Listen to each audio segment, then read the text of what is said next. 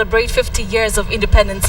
The country is also at a point of renewal, with numerous opportunities created by the realization of a new constitution and strides in other sectors. Now, the country is facing some of the challenges that confronted it at the independence, but all is not lost, according to freedom fighters Kaiten spoke to.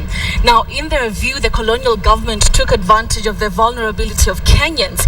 Although they were at the thick of things during the struggle for independence, the Mau Mau veterans, for the larger part, have nothing to show for it, but are nevertheless proud of what they did for Kenya.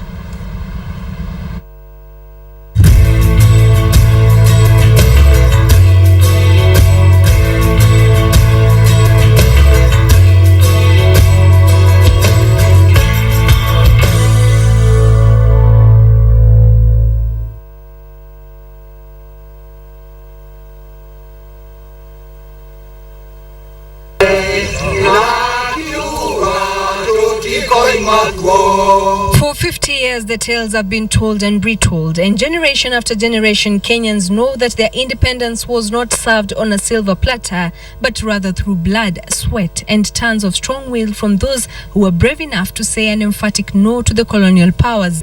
And who else to tell the story better other than those who were caught up in the emergency period in the 1950s, when Kenyans put up a strong-willed fight against the British colonialists. 82-year-old Daniel Ndegwa's memory is frail due to his advanced age, but he quickly breaks into song when asked about his experiences in the forest as a young man when he joined his peers to fend off the enemy.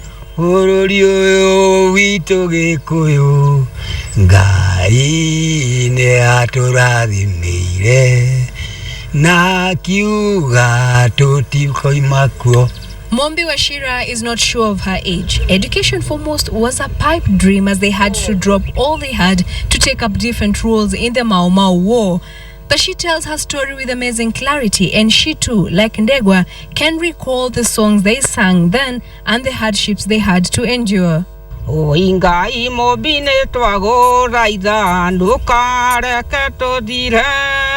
When the colonialists arrived in Kenya, the locals said they did not know what hit them. All they knew is that they lost their land, their property, their loved ones. They wanted him out of Kenya and back to his country. And today, are they happy with their role in securing Kenya?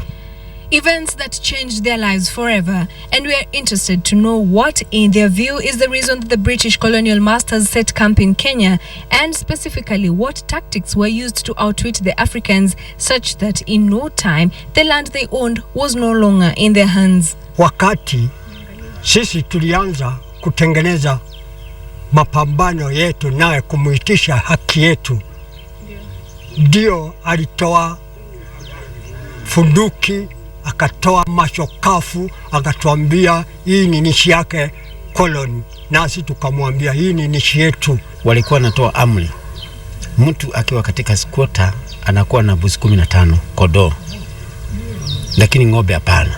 Anza kuona vita, watu wanakibizana, askari wanakuja na kofia nyekundu na mabuduki, wakibisa wa Afrika wakikuu wenzatu kutoka vijiji nilikuwako, wakifikiza wakanasema ni maramari wanatafuta.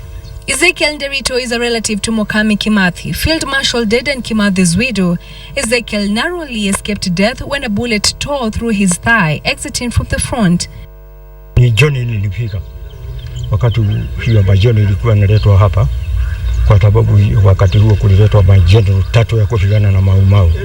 Eskin, Chachi Hilo, Letoton, walikuja kupigana na Mau Mau.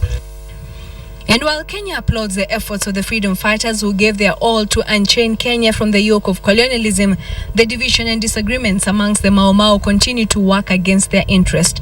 Anthony Maina, the assistant curator of the Nyeri Museums, says the cracks have worsened since the compensation. Been working with them since I came to Nyeri 5 years ago, and there's a lot of conflicts among them. You can find them, there are about 12 different organizations for Mau Mau.